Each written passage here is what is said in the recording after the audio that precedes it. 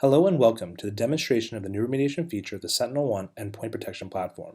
In this video, we'll be showing you how Sentinel-1 can help you remediate even the most invasive of malware with a few simple clicks. To get things started, I'll be taking a variation of ransomware known as TeslaCrypt 2.0 and be dropping it on my desktop. I'll convert it to an executable and then I'm going to run it. This particular payload should be picked up right away and be blacklisted before we can actually run. Yep, there it is right there. And the reason why is this is a well-known hash. The original file was not modified at all, so it was picked up right away. So going back to the dashboard really fast, you can see that it was blocked a few seconds ago.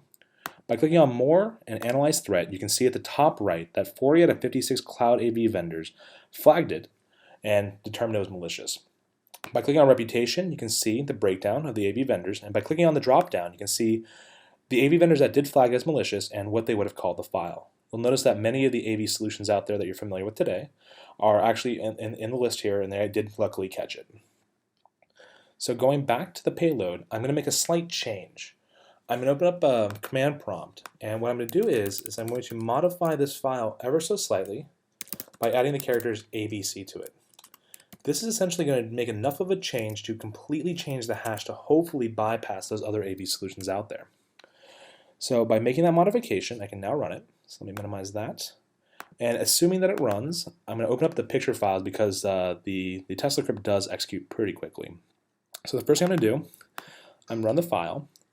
You're going to notice that it disappeared off my desktop, which is usually a sign that it ran. You'll notice that it quickly executed and encrypted all of my files, and it's actually going to be doing some other stuff in the background, encrypting all of those. Actually, this particular one goes after game files. This was actually plagued a lot of computer gamers out there in 2015. So luckily I don't have any of my game files on here, but oh, there's a pop-up, and there's the classic CryptoLocker message, essentially explaining what happened to you and what you have to do to essentially get your files decrypted. In this case, transferring them Bitcoins. So I'd like to clean this up a little bit here, just so you can see the encrypted files. So just kind of showcasing the files are fully encrypted.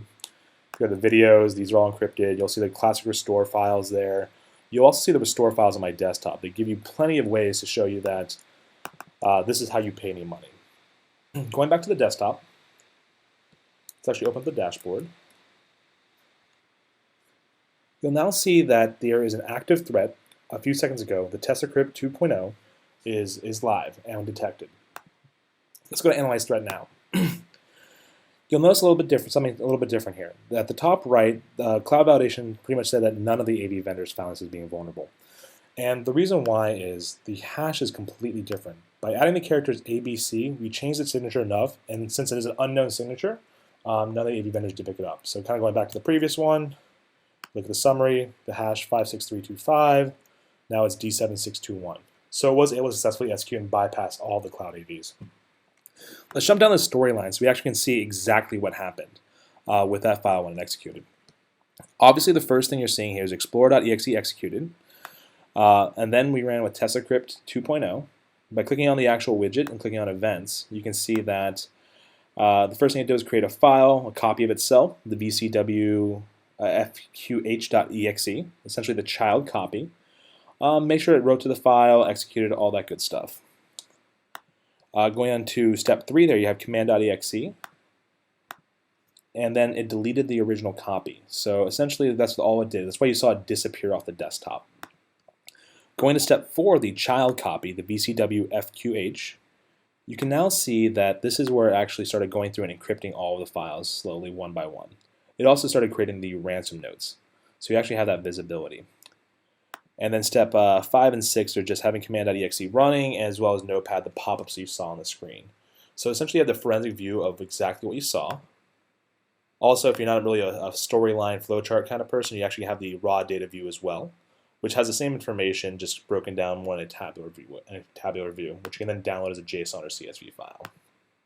So it did some pretty bad stuff, essentially encrypting all the things that are important to me.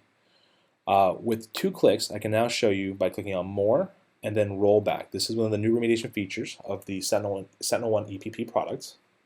By doing so, you can actually see that Sentinel-1 is able to fully restore all of my files, essentially bringing my penguins back.